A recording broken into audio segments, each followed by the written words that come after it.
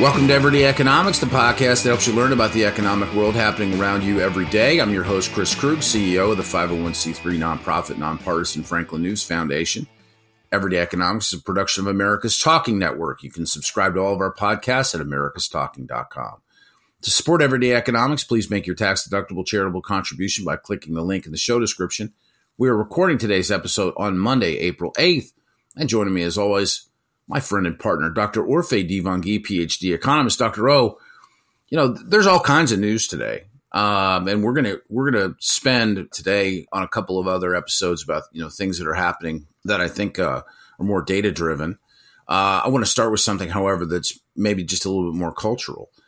The Eclipse is occurring today. And my goodness, you talk about like the world taking a pause, or at least a number of Americans taking a pause to go stare at the sun.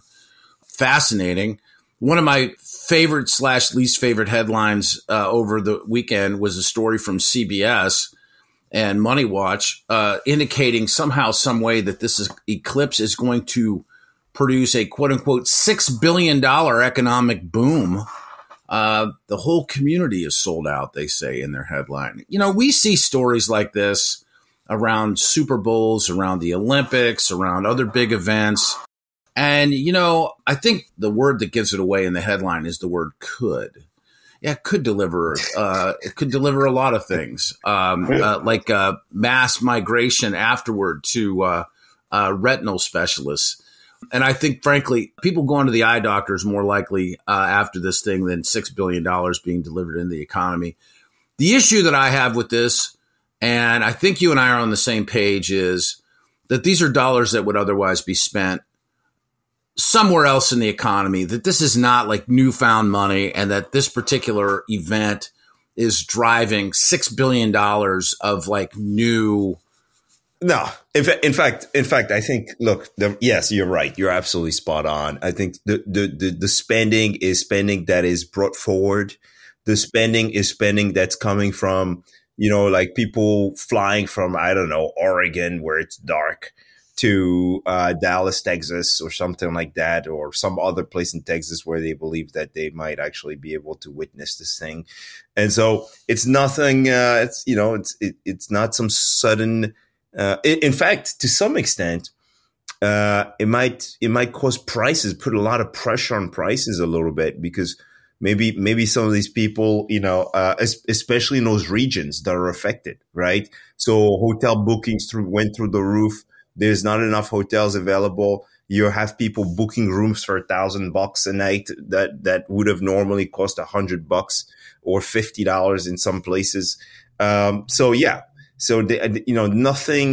I mean, look, it's fun, it's nice, but I wouldn't turn this into some big economic boom story. So, what is the reality on the spending that's going to occur around this event?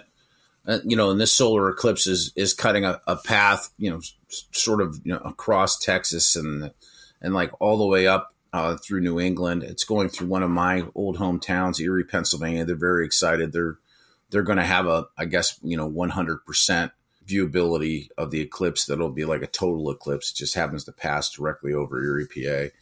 So, I mean, how can you quantify the value of this to a local market? We could simply look at all the spending, right, after the fact. And some people are trying to estimate that based on Airbnb bookings in some of these cities. And so for sure, you're going to have a lot of spending in those particular cities because people are coming from all over the country. Now, of course, some arguments can be made. There are people that are flying from across the world to come see the stuff right here in the United States. And that might actually be a good thing to some extent.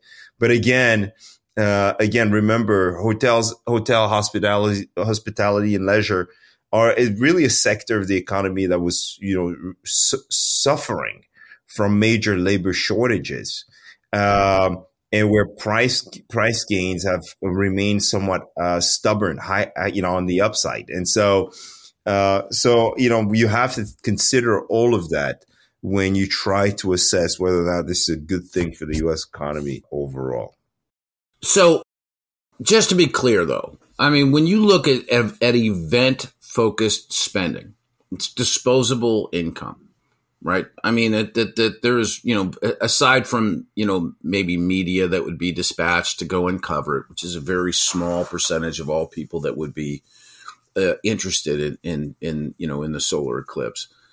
These are dollars that otherwise would be spent elsewhere in the economy. They're disposable. If you're not going to spend, X number of thousands of dollars to fly your private jet into the airport in Erie, Pennsylvania, you might spend that on a boat or a car or a vacation elsewhere. Or you might have actually saved it, right? Or you might have invested in some other, business activity or right, whatever the case might be, right? I guess the big question is, what would people have done with those dollars? Right. And we don't really know the answer to that. Right. And so it's really difficult to assess the full economic impact of something like that. Right. And we've talked about this on the podcast regarding the Super Bowl. People come to town and other people leave town because town gets too packed. Some cities do well because, right, the eclipse is on the path for some of these cities, while other cities, all of a sudden this week, the other cities are completely empty. In some cities, people are not working anymore because they have decided to take some vacation time to go see this thing. While in the cities that are experiencing this event, you have a boost in maybe employment in the leisure and hospitality sector, right? And so all of those factors, when we try to come up with an economic impact analysis, we have to take into account all of those moving parts in order to come up with a reasonable estimate of the potential impact of this event. Mostly anticipated though, right? Like we knew this was coming. People made plans to go, right? There's nothing new, no shock here.